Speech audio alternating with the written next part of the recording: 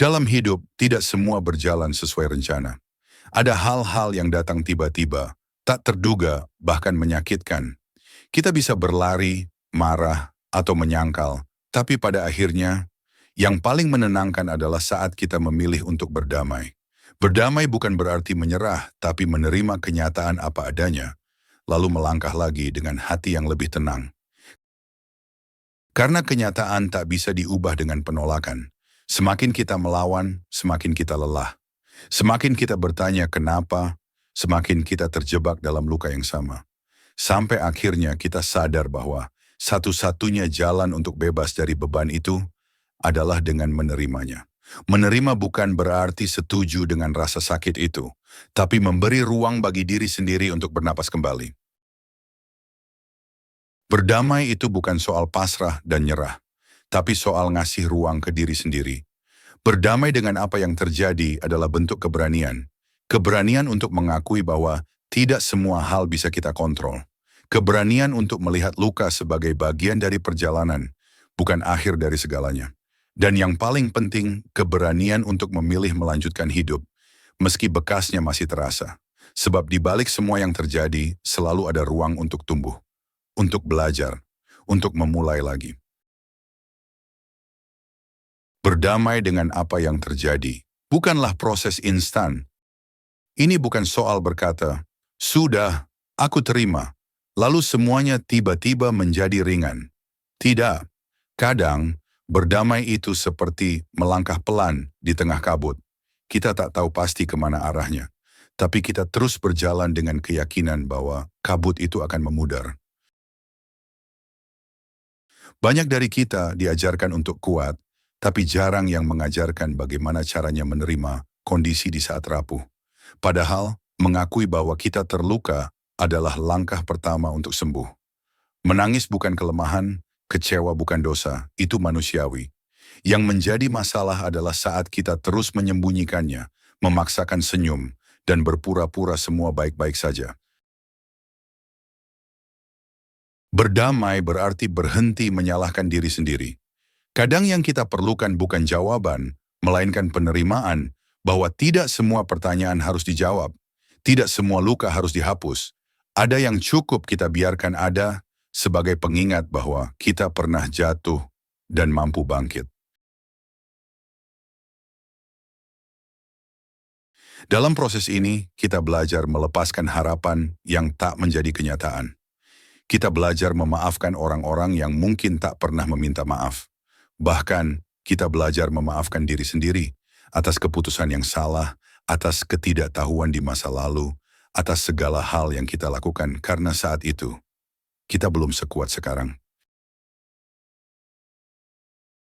Berdamai juga berarti melihat kembali kejadian-kejadian dalam hidup, bukan dengan kacamata kemarahan, tetapi dengan mata yang lebih jernih, bahwa mungkin ada hal-hal yang terjadi bukan untuk menyakiti kita, tapi untuk membentuk kita. Bahwa mungkin kehilangan itu membuka ruang untuk hal yang lebih tepat. Dan bahwa tidak semua keterlambatan adalah kegagalan, bisa jadi itu perlindungan. Di titik ini, kita menyadari, berdamai adalah proses mencintai hidup. Bukan hanya saat segalanya berjalan baik, tapi juga ketika semuanya terasa berantakan. Karena justru dalam kehancuran, kita menemukan ketahanan. Dalam kekecewaan, kita menemukan kedewasaan. Dan dalam penerimaan, kita menemukan ketenangan yang tidak bisa diberikan oleh hal lain. Berdamai bukan sekedar berarti melupakan. Seringkali, kita mengira bahwa berdamai berarti melupakan. Padahal melupakan dan berdamai adalah dua hal yang berbeda. Kita bisa berdamai tanpa harus melupakan. Luka itu mungkin tetap ada, tapi ia tidak lagi mengendalikan hidup kita. Kita tidak lagi dikuasai oleh amarah atau penyesalan setiap kali mengingatnya. Dalam proses berdamai, kita mulai belajar melepaskan harapan yang menggantung. Bukan karena kita tidak peduli, tapi karena kita sadar, menggenggam sesuatu yang terus melukai hanya akan menambah penderitaan. Melepaskan bukan tanda kalah, ia adalah bentuk kedewasaan. Kita berhenti memaksa sesuatu berjalan seperti yang kita inginkan, dan mulai mempercayai bahwa hidup punya caranya sendiri, membawa kita ke tempat yang lebih baik. Di masa transisi ini, sunyi sering datang. Ada hari-hari ketika kita merasa kosong, tidak lagi marah, tapi juga belum sepenuhnya bahagia. Disinilah banyak orang merasa hilang arah. Namun justru di dalam kekosongan itulah ruang diciptakan untuk mengenal diri sendiri lebih dalam, untuk bertanya, siapa aku tanpa luka ini? Tanpa cerita lama yang terus kuputar, kita mulai merasakan bahwa ada kekuatan yang muncul perlahan, tidak mencolok, tidak dramatis, tapi nyata. Kita lebih tenang saat menghadapi hal-hal kecil, kita lebih sabar pada diri sendiri. Kita tidak lagi terburu-buru menilai hidup atau menuntut jawaban.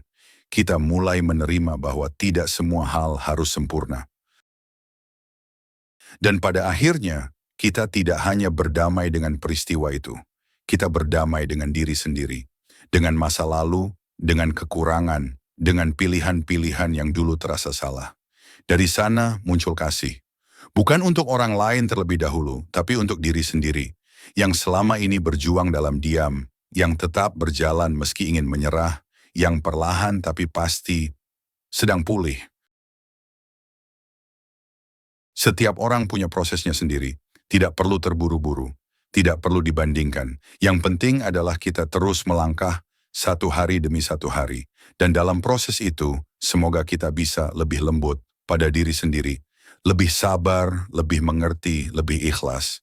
Maka izinkan dirimu untuk pulih. Pelan-pelan, tak apa. Hidup tak harus sempurna untuk bisa dijalani dengan damai. Berdamailah dengan keadaan. Ya, terima kasih Mas sudah menonton sampai akhir. Semoga bermanfaat. Jangan lupa klik subscribe, share, dan like. Sampai jumpa di video selanjutnya.